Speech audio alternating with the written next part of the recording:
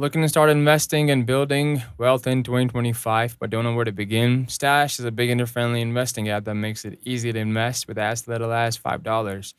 Stash offers a wide range of ETFs and individual stocks, plus personalized advice based on your goals and risk tolerance.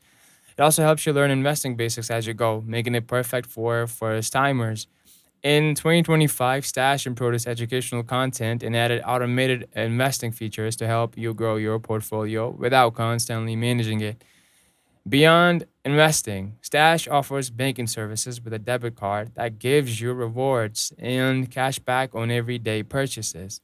If you want to start building wealth step by step with a simple, guided app, Stash is definitely worth a look this year. Check it out and don't forget to like, follow, and stay tuned for more personal finance app reviews. Yeah, like always, you have any questions, you drop them us in the comments, and we'll come back with a video regarding those doubts.